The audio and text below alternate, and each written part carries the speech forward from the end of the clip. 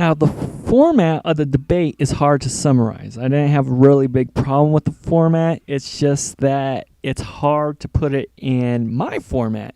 So, next, I'm going to summarize Newt Gingrich, Rick Santorum, and Kane.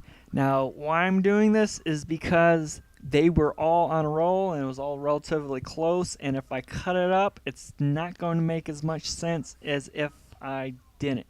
So let me start with Newt Gingrich. Newt Gingrich looked good last night. I'm not a super big supporter of him. It's just he did an excellent job. He wasn't spammed with a lot of questions that everyone would want to hear about. He was kind of given a pass on Tiffany's, which is kind of irrelevant.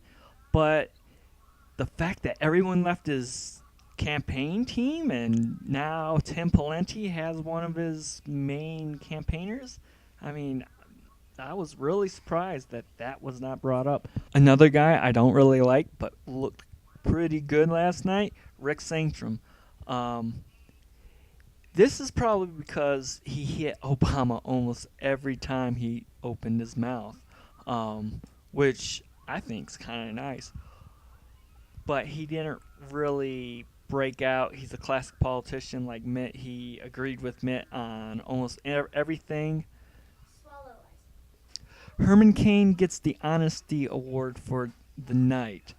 He looked just as strong as he was in the Fox debate, which I'm pretty surprised about that.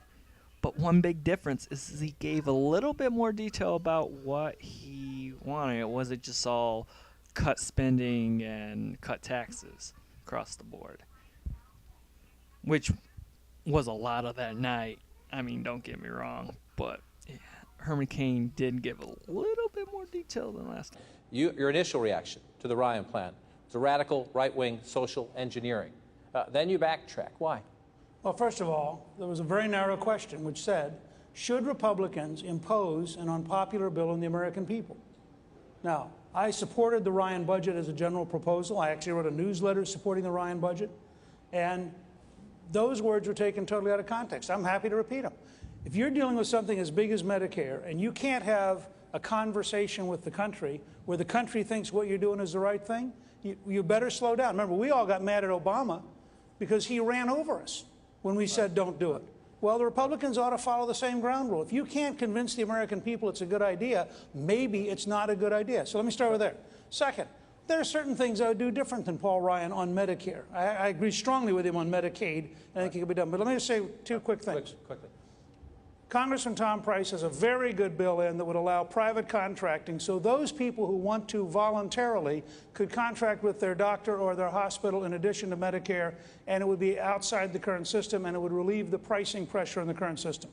We did a study called Stop Paying the Crooks. We think you can save $70 to $120 billion in Medicare and Medicaid annually by not paying crooks. All right, we have to let me start with the senator first. Should the Republicans slow down? No, we have a $1.4 trillion deficit, and it isn't getting any better anytime soon.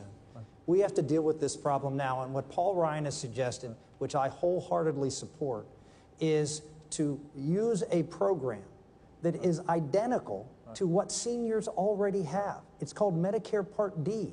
They have a program right now, which seniors like. It is a program that's called a premium support program. We give seniors, depending on income, a certain amount of money so they can go out and they can purchase health care that they want that helps them. And this is the key, John. We need to include seniors in controlling costs. What President Obama, let me finish, please. What President Obama has done is he put in the Obamacare bill, the Independent Payment Advisory Board. Ladies and gentlemen, seniors, Medicare is going to be cut starting in 2014 by the federal government, and it's going to be rationing of care from the top down. What Paul Ryan and Rick Santorum want to do, which is not radical, which is take a program, Medicare prescription drugs, that is 41% under budget because seniors are involved in controlling costs and apply it all to Medicare. It is the right approach for Medicare. The Speaker's point, Mr. Cain, was that if you've lost the American people, if they're not following you, you have to slow down until you can get them with you. Is that a fair point? We don't need to slow down. I hate to tell you, I hate to be the one to give you the bad news, doctor. You're not going to get most of the money you put into Medicare if we don't restructure it. The reason we are in the situation we are today with Medicare and Social Security is because the problem hadn't been solved. We can no longer rearrange it. We've got to restructure those programs, and the Paul Ryan approach, I totally support. And he has been very courageous in taking the lead on this. And you know that commercial where they have demagogued the whole thing with Medicare and having grandma tossed off the bridge? If we don't fix this problem, it's going to be our grandkids in that wheelchair that they're going to be throwing off the bridge. We have got to fix the problem. Michelle Bachmann started off with assuring everyone that she was going to run, which I advised her. I don't know if she got the email or not. Check it out. I just want to make an announcement here for you, John, on CNN tonight. I filed today my paperwork to seek the office of the Presidency of the United States today, and I'll very soon be making my formal announcement. So I wanted you to be the first to know. Take note that she is not formally announced, but she's in the process. Her formal announcement will come in her home state beginning of next month. As far as the rest of the night, she had the best hit on Obama, and it was qualitative rather than name-calling or naysaying. So, Congresswoman Bachmann, you'll get a vote on this issue.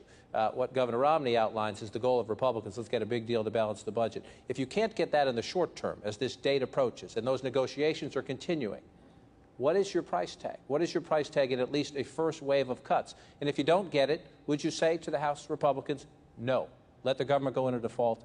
That's where we need to stand. I've already voted no on raising the debt ceiling in the past, and unless there are serious cuts, I can't. But I want to speak of someone who's far more eloquent than I, someone who said just dealing with the issue of raising the debt ceiling is a failure of leadership. And that person was then Senator Barack Obama. He refused to raise the debt ceiling because he said President Bush had failed in leadership. Clearly, President Obama has failed in leadership. Under his watch, in 2.5 years, we've increased the federal debt 35% just in that amount of time. So what we need to do, both from the Congress and from the President, he needs to direct his Treasury Secretary, pay the interest on the debt first, then we won't have a failure of our full faith and credit from their prioritized spending. We have to have serious spending cuts. Okay. now there was a few hardballs last night, but I think this is the hardest question of the night given to Kane. Not appoint a Muslim to your cabinet, then you kind of backed off that a little bit and said that you would first want to know if they are committed to the Constitution. You expressed concern that, quote, a lot of Muslims are not totally dedicated to this country. Are American Muslims as a group less committed to the Constitution than, say, Christians or Jews? First, the statement was, would I be comfortable with a Muslim in my administration? Not that I wouldn't appoint one. That's the exact transcript. And I would not be comfortable because you have peaceful Muslims and then you have militant Muslims, those that are trying to kill us.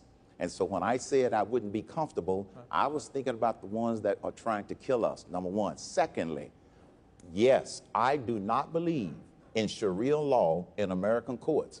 I believe in American laws in American courts, period. There have been instances in New Jersey. There was an instance in Oklahoma where Muslims did try to influence court decisions with Sharia law. I was simply saying very emphatically, American laws in American courts. Newt, can you help him out? Pakistani who immigrated to the U.S., became a citizen, built a car bomb, which luckily failed to go off in Times Square, was asked by the federal judge, how could he have done that when he signed and when he swore an oath to the United States? And he looked at the judge and he said, you're my enemy. I lied. Now, I just want to go out on a limb here. I am in favor of saying to people, if you're not prepared to be loyal to the United States, you will not serve in my administration, period. Amen. All right, And we did this in dealing with the Nazis, and we did this in dealing with the communists, and it was controversial both times. And both times we discovered after a while, you know, There are some genuinely bad people who would like to infiltrate our country, and we have got to have the guts to stand up and say no. Thank you for watching the video. If you can't get enough of the politics involved in the campaign, subscribe. You'll get a handful. And if you just like me, please press like on the video, comment, and there you go. And if you have opinion, always comment. I answer everyone back except for people that are just, promoting Ron Paul, which is great. I don't think that's a problem, or another website. But I do answer a lot of comments. I try to answer almost everyone. So, thank you too.